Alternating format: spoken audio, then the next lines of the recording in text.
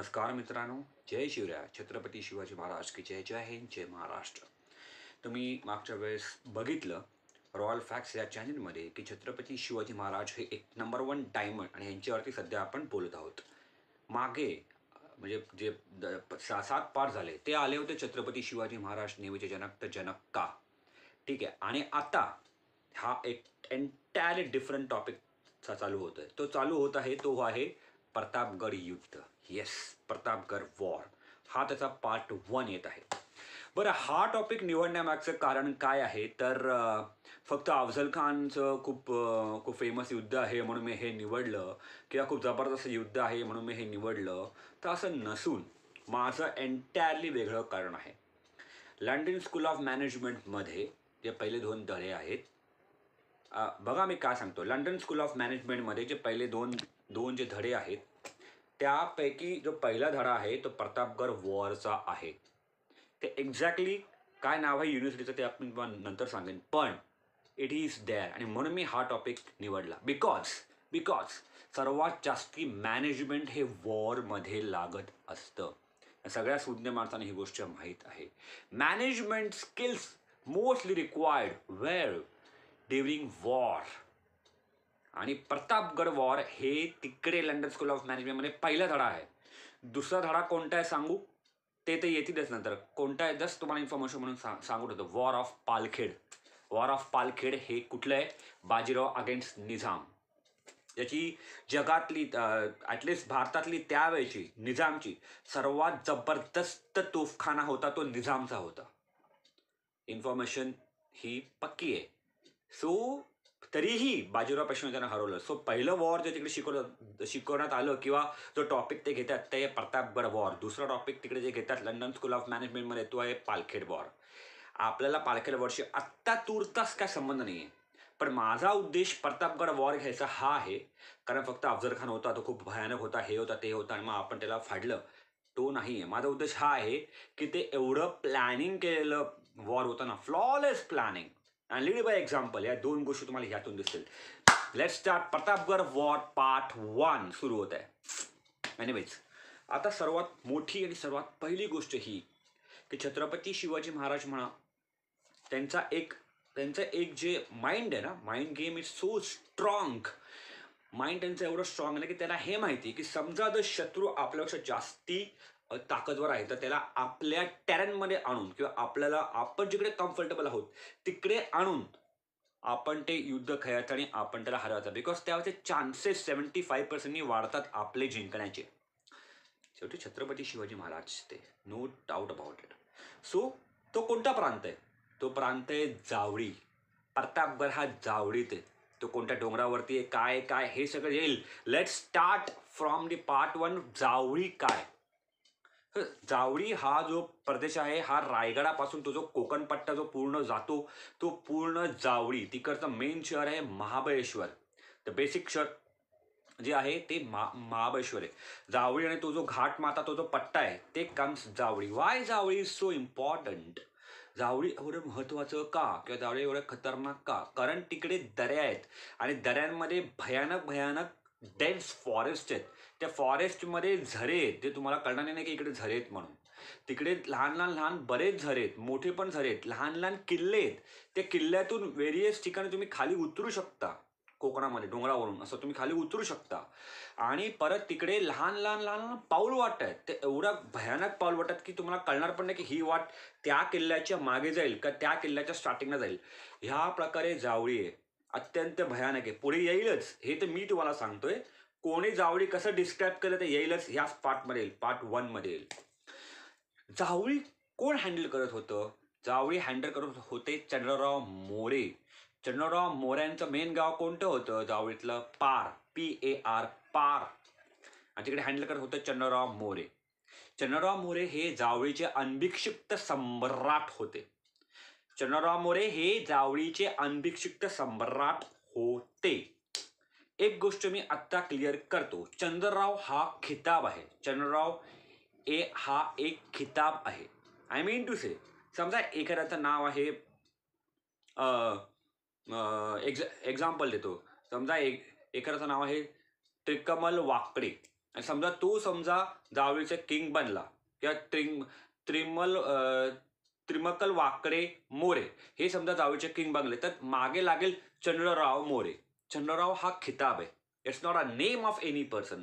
हा, पण ते ज्यांनी स्थापन केलं त्याचं नाव चंद्रराव होतं, म्हणून हा चंद्रराव हे नाव सगळ्यांना ते लोक ॲज अ खिताब म्हणून देत होते. हे झालं जावळी, हे झालं चंद्ररावांच्या बद्दल, चंद्रराव मोऱ्यांच्या बद्दल, जे अनभिक्षकचा सम्राट होते जावळीचे, आणि त्यांची कॅपिटल होती पार, जे सर्वात महत्वाचं विलेज होतं. महाबळेश्वर सुद्धा त्यापैकी एक आहे. आता एक मुद्दा मला क्लिअर नाही करायचा आहे, तो थोडासा आपण डब्यात ठेवू किंवा लपवून ठेवू. मी येतो पुढे. हा मुद्दा मी नंतर क्लिअर करेन मोऱ्यांच्या बद्दलचा. पण आता एक गोष्ट मी तुम्हाला सांगतो, जावळी किती टफ होती हे मला एक एक्झाम्पल देऊन क्लिअर. पार्ट 1 मध्ये तुम्हाला आधी हेच समजून घ्यायचे जावळी कशी होती, जावळी का, शिवाजी महाराजांनी त्या अफजुल्ल्याला जावळीतच का आणलं, ते तुम्हाला पार्ट 1 मध्ये प्रत्यय येईल. ऐका, व्हेरी इंटरेस्टिंग, व्हेरी इंटरेस्टिंग. आपल्याला थोडंसं मागे जावं लागेल, 15व्या शतकात जावं लागेल. लाईक इन दी 1453ला जो दिल्लीचा सुलतान होता त्याचं नाव होतं अल्लाउद्दीन शाह सुनी बहामनी. आय रिपीट, 1453ला जो दिल्लीला बसलेला जो सुलतान होता त्याचं नाव होतं अल्लाउद्दीन शाह सुनी बहामनी. या अल्लाउद्दीन शाह सुनी बहामनीच्या पोटामध्ये दुखत होतं, लिटरली त्याच्या पोटामध्ये दुखत होतं, कारण त्यांनी बाकीच्या सगळ्या सल्तनत भारतातल्या कव्हर केल्या होत्या. बट जावळीतल्या 2 सल्तनत, आय रिपीट, जावळीतले 2 सरदार त्याला काबीज करता येत नव्हतं, कारण का हे स्वतःचं राज्य स्वतः चालवत होते. ह्यांची स्वतःची सेना होती, यांचं स्वतःचं राज्य होतं, यांचा स्वतःचा रेव्हेन्यू होता, यांचं स्वतःची निशाणी होती. यांचं स्वतःचं राज्य होतं, यांचं स्वतःचं रेव्हेन्यू होतं, यांची स्वतःची निशाणी होती, यांचं स्वतःचं सगळं होतं. नाव हे त्या अल्लाउद्दीन शाह सुनी बहामनीला बघवत नव्हतं. मग त्यांनी काय केलं, ऑब्व्हियसली त्यांनी त्याची एक सेना तिकडे पाठवलेली आहे जावळीमध्ये. 1453ला होता, आपण जावळीमध्ये अल्लाउद्दीन शाह सुनी बहामनीला एक सेना तिकडे पाठवलेली आहे.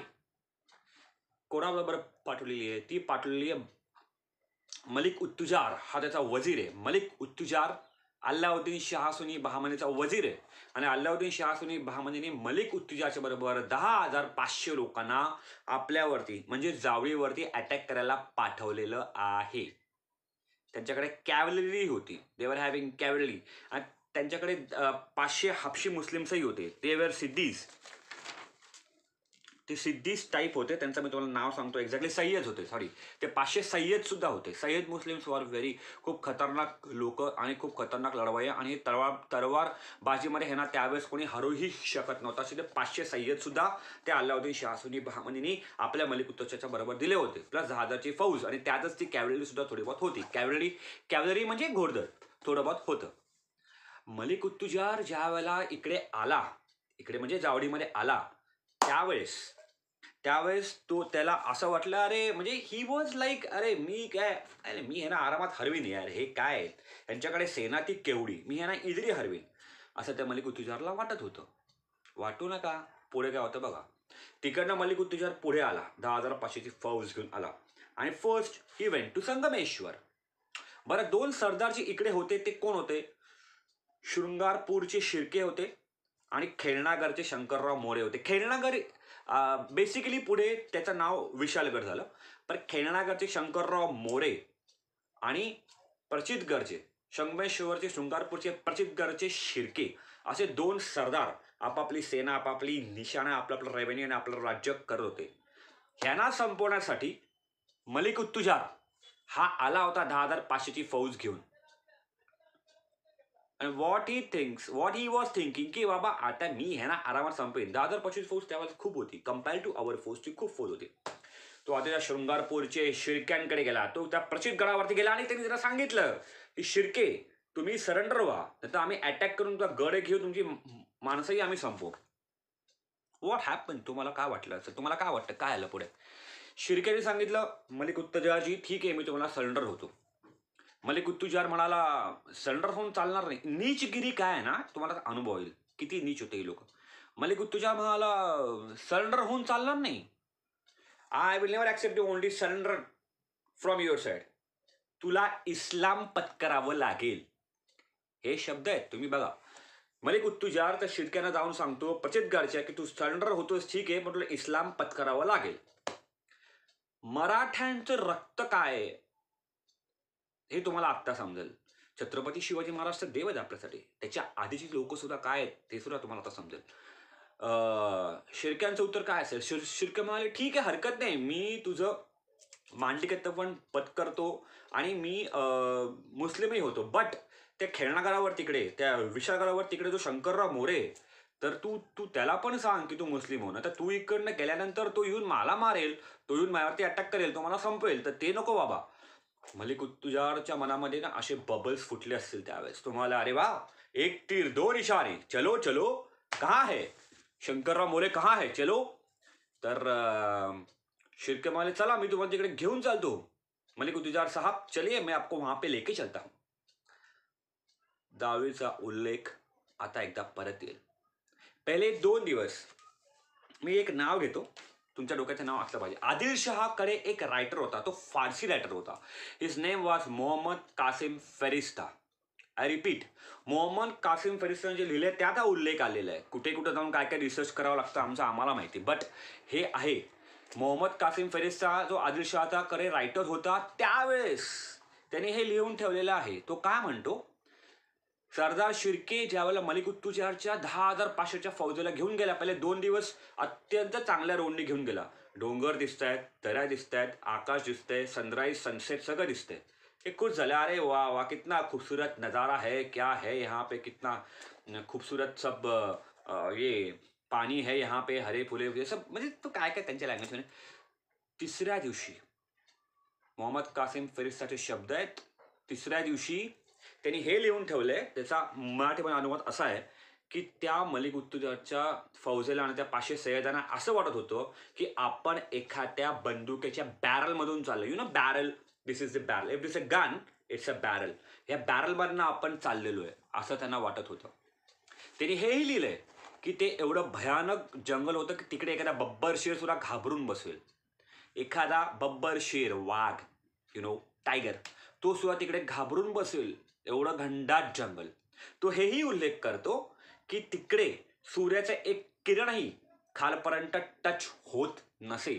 सूर्याचा एक किरणही खालपर्यंत टच होत नसे, एवढं दाट जंगल, जावळीचं खोरं. तिसऱ्या दिवशी तो तिकडनं गेला. आणि मी तुम्हाला एक सांगतो, ही लोक जी आली होती मलिक उत्तुजार 10,500ची फौज घेऊन सय्यद बियत, तिकडे हे काही नाही आहे बरं का. ते मोकळ्या मैदानावरती युद्ध करणारी ही लोक, तर त्यांना नाही डोंगर बिंगर हे सगळं त्यांना त्यांच्याकडे खूप वेगळं, खूप नवीन होतं. पण जावळी काय हे बघा, हे तर त्याची खूप पुढली गोष्ट झाली. सो हे झालं, तिकडनं हे लोक पुढे आले. त्यानंतर काय घडलंय, त्यानंतर हे सुद्धा मोहम्मद कासिम फरिस्ताने लिहून ठेवलेले एक शब्द आहेत. हा आपल्याकडे उल्लेख नाही, पण त्यांच्याकडे उल्लेख आहे. मी काय सांगतो ऐका, पार्ट 1 चालू आहे प्रतापगड वॉरचा. त्यानंतर मग काय आलं की मलिक उत्तुजारला त्या आपल्या शिर्क्याने, जे प्रचितगडचे शृंगारपूरचे शिर्के म्हणाले की तुम्ही जर इकडे बसा, तर आपण इकडे आराम करूया. खाणं चांगलं तिकडे झालं असेल, काय माहीत नाही, नॉनव्हेज विनव्हेज झालं असेल, दॅट इज डिफरंट. मग ते म्हणाले आता खूप अंधार झाला इकडे, संध्याकाळी झाले, आपण इकडे आराम करूया, आपण उद्या जाऊया. पुढे काय झालं, पुढे हे झालं की सरदार शिर्केने आपल्या, मी स्पाय म्हणतोय, मी दूत का नाही म्हणत, कारण रातोरात ज्यावेळेला एखादी दुसरी सेना येते किंवा एखादा आपल्याला फास्ट काम करत असतं त्यावेळेला आपण स्पाय वापरतो, आपण गुप्तहेर वापरतो, आपण दूत वापरणार नाही. स्पाइस किंवा गुप्तहेर हे ना छुप्या वाट्या माहीत असतात.